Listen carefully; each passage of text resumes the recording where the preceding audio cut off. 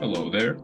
My name is Jason Prado, and I am a Tech at Home technician based in Muskego, Wisconsin. Thank you for joining me today in this presentation about Outlook email organization.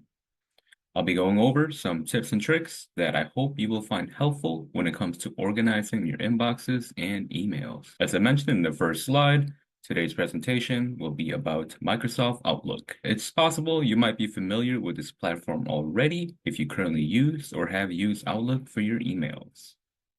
So before we get started, here's the agenda for today's presentation. Outlook provides some useful features that will hopefully help keep your inboxes organized. Some of these features include sorting and filtering, pins and flags, archives, groups, and folders. In each of these sections, I will have a demo so I can showcase how each of the functions work. First, we'll be going over sorting and filtering. Sorting lets you order emails based on the criteria shown here.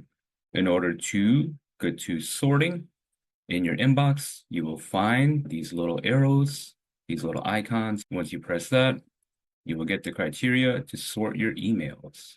Some of the criteria are date, from, category, size, importance, and subject. When you choose the criteria, you also have the option to change the sort order. For date, you can change the sort order based on oldest on top or newest on top. Next one, we'll go over filtering. So filtering will only show emails based on the criteria shown here in the second photo. So in order to start filtering your emails, it'll be right next to the sort button. And the button kind of looks like three little lines. Once you press on that, you'll get the criteria to filter your emails. So some of the options you have are all, unread, flagged, to me, has files, mentions me, and calendar invites. So the two are pretty similar. However, the main difference between sorting and filtering is that sort will sort your emails based on their criteria, and filtering will only show the emails based on their criteria here. For example, right now, our emails are filtered by all, so that means it'll be showing all of our emails. If you choose unread, then the filter will only show unread emails. So any emails that you have read will not be shown while that filter is on. And then same with the other options here, your email will be filtered based on the one you choose. All right, let's get started with the demo. All right, so now we're going to be going over the demo on sorting and filtering. So we have my inbox here. Now, if we go to our inbox, we have the two buttons right here, sort and filter. So if we go to sort, press on here, then we have the options here. So we have sort by date. So right now for date, it's the sort order is newest on top. So we'll be having our most current emails at the top here. And if I choose oldest on top, then we'll be getting my oldest emails. So if you see here now, the date is back in July 27th of 2023. Now, if we go back to newest on top, now we'll have our most recent emails again. And then you also have the other options here. So you have from. So this will be sorting your emails based on the sender. In this case, the sender is Aldi. You can change the sort order here from A to Z or Z to A. And if I go to Z to A, it'll have the sender that's closest to Z. And in this case, we have TLDR, and that is the closest to Z. Then you have categories. In this case, I don't have any set. Then you have sort by size, and this will sort your emails based on how large the emails are. So let's say someone sends you attachments like pictures and videos. It's possible that that email will probably have the largest on top. And then you have importance. So depending on how your emails are set up, you can have your emails set by the most important or lowest important. And then finally, you have the subject. You can sort your emails based on the subject line. Let's go back to date. And now we have filter here. So if we go to filter, we can see different filters we have. So right now we're showing all of our emails. And then if we go to unread, it'll only show emails that are unread. In my case, a lot of these are unread so far, so I am just going to read these as if I did open and read them. All right, so now these are read, and if we go to filter and go to unread, you'll notice that they're not here anymore. So that means we are filtering based on unread emails. All right, and then you have all these other options here if you want to change the filter of your emails. All right, now we're gonna go over pins and flags. Outlook has features called pins and flags. So pins will allow you to move specific emails to the top of your inbox, no matter where that email is in your inbox. So this is pretty useful for important emails or emails that you want to follow up on or emails that you just want visible right away when you open up your emails. And the next one, you can flag your emails. And what flagging is a little different from pins in that it doesn't put your emails at top, but it will mark your emails with a little flag and change the color of it. So that way you're able to find it. So this is also useful for important emails or emails you want to follow up on. So when you go into your inbox, we have an example of an email here. And if you see right here, you have the little pin. So that's how you will pin an email. So you just press on that, and then right away, your email will be at the top of your inbox. And then you also have the little flag here, which is how you will flag an email. And then when you press that, the flag will turn red and your email will turn to a slightly different color. In my case, mine is yellow. All right, so now let's get to the demo. So now we're back in my inbox. So first off, let's start with pins. So what I'm gonna do is I'm gonna scroll down pretty far here and I am going to find a random email. In this case, let's go to this email right here. So this is from Target all the way back from looks like November 21st. So if I pin this, you'll notice that it disappeared. Let's pin another one. So I'm going to pin this one back from November 16th. You notice again, it looks like it disappeared. However, if I scroll back all the way up in my inbox, you notice that the two emails that I just pinned will now be up here. And you'll notice that the pin is now highlighted in blue, and that's how you know that the email is pinned. And then let's say you are finished with the emails and you no longer want them pinned, you can just go to the pin and unpin. And same with this one. And now those will be sent back to the original place that they were in your inbox. And then now let's go to flagging. So for the first email here, we'll just use this as the example. We're going to press this. And then now you notice there's a little red flag on there, and which indicates that is now flagged. And then also, if you notice here now, as I stop hovering over it, it is like a little tint of yellow, which means that it is flagged. And that's just there to help you find it if you ever need to find it again.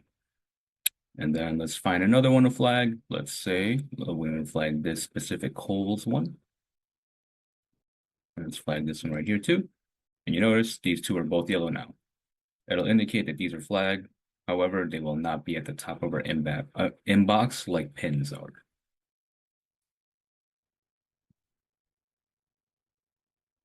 All right, now we'll be looking at the archive feature in Outlook. So what archiving does is move your email from your inbox to your archive folder. Archiving allows for you to save important emails without having them show up in your inbox. If you ever want to find the email again, you can either search for it in the search bar, or you can go straight to the archives folder here. So if we go into our emails, so let's say we're selecting this specific email here, you'll find the archive button right at the top. And if you press on that, it'll send it directly into the archives folder right here. And the archives folder will be located in the folders section. All right, and then let's get to the demo on archiving an email. Now we're back in my inbox. So let's go find an email that we want to archive. So let's say that we found this specific email very important. We don't want to delete it and we want to keep it, but also keep it away from our inbox in case for some reason we accidentally delete it. So what we're going to do here, we're going to highlight the email, and then up here, we have the little archive button. So we're going to press this button, and then if you notice that it moved the email entirely. So it'll no longer be shown in our inbox, but it will be shown right here in the archives folder. So if we go into here, now the email will be sitting in this area. And then let's go and find another email here. Let's say we find this email important right here, since this one is flagged. Let us archive this. And let's say we also find this flagged email here, also important. We'll also archive it. Now you notice they're no longer in our inbox here. And if we go into our archives, now we'll find those flagged emails in our archive folder. All right, now next feature, we'll go over our groups. So groups can be used for collaboration and sending out mass emails. So a group allows you to add multiple users into a single folder where any member of that group is able to see that folder. Some use cases for groups would be for if you have group projects, family members, friends, and even neighbors. So essentially, a group will let you send emails to everyone in the group all at once without having to continually add each recipient in the to spot. Every member of the group will have access to all the emails and files pertaining to that group itself. How do we create a group? To create a group, you will need to go to groups here. You have the group section here, and underneath that, you have new group. You press on new group. Once you press on new group, then you will be greeted with this window here. At the top here, you have the group name, which you can choose to name your group anything you want. In my case, I'm going to name my group test group, just to create a test group. And then underneath that, you have the description. And in the description, you'll have the option to describe your group so that everyone knows what the group is about. And then once you're done setting those, you can press create and your group will be created.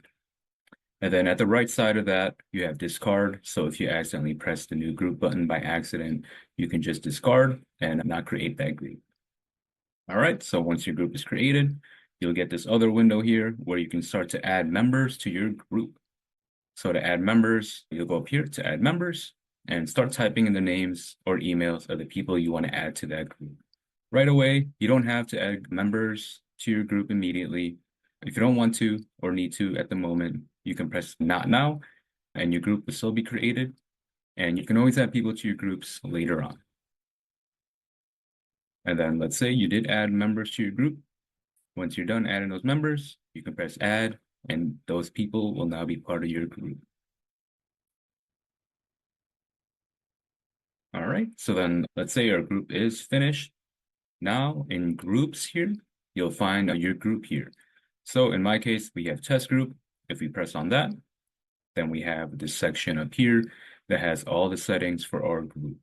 So it's pretty similar to a normal inbox, except you have the settings up here where it'll have your group name, how many members there are, send email, which will send an email to everyone in that group.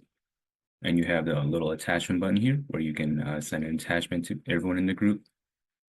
And then you have the options button over there to change any options you want in your group. And then you have your inbox here, which will be the shared inbox with everyone in that group. So then what's nice about a group is once you start composing emails, you can just add the name of your group to the to section and it'll populate itself and will send an email to everyone that's part of your group. All right, let's get to the groups demo. All right, so now we're back in my inbox. Once we're here, we're gonna scroll down here and find groups. And now we're gonna press new group. All right, so now we're greeted with this window here where we can start to create our group. So group name, we're gonna choose our group name. In my case, I'm just gonna call it test group. And then now we have the description right here where we can describe the group so then everyone who's part of it knows what it's about. And in my case, I'm just gonna say this is a test group. And then now we're gonna go down here and press create.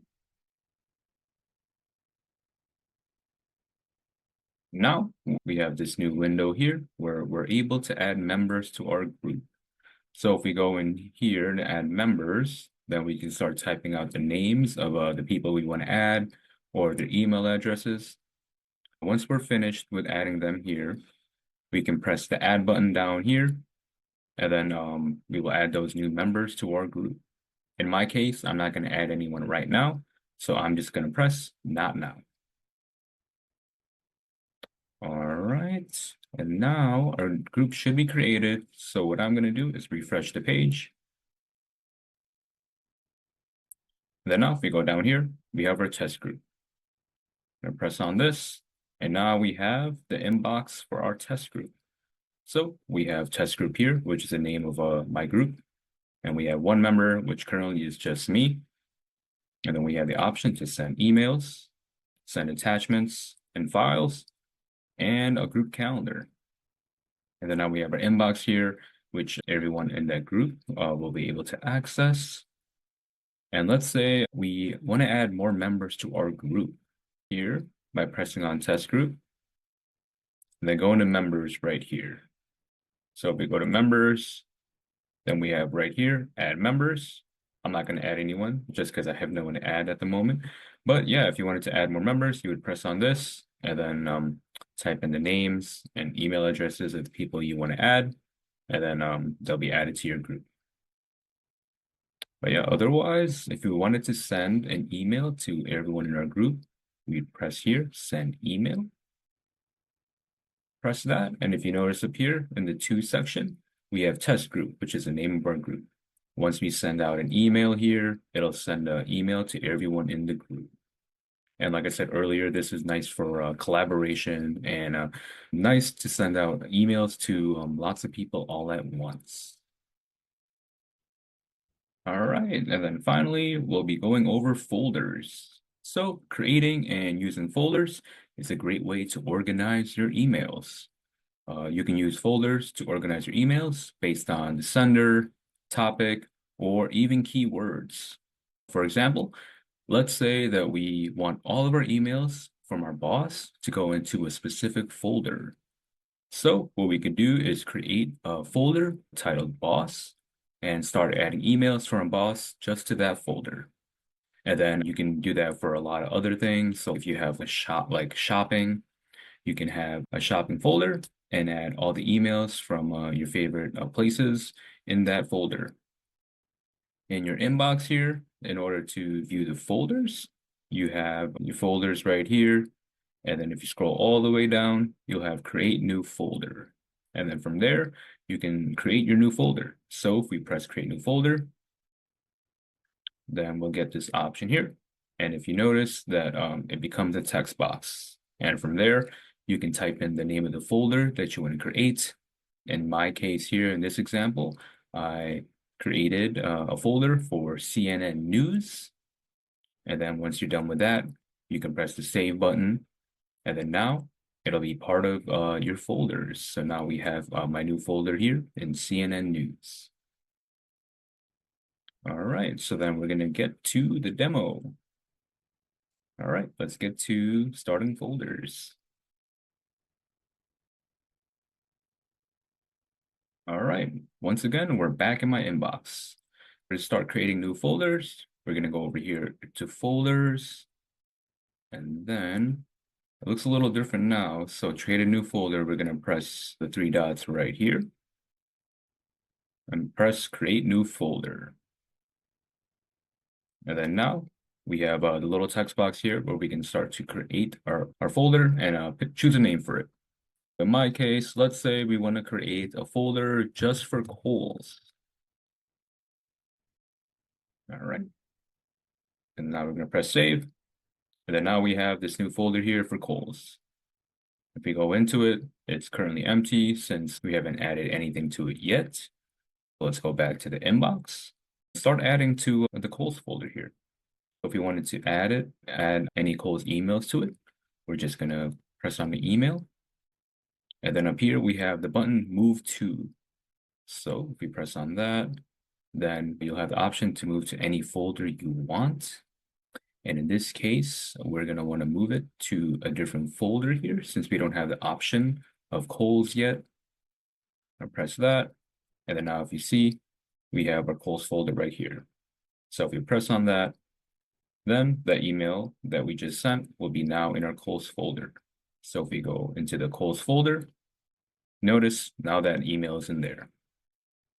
And then now, let's say we want to add a few more. Let's choose a few here. So I'm just going to press a little square here that lets you choose multiple.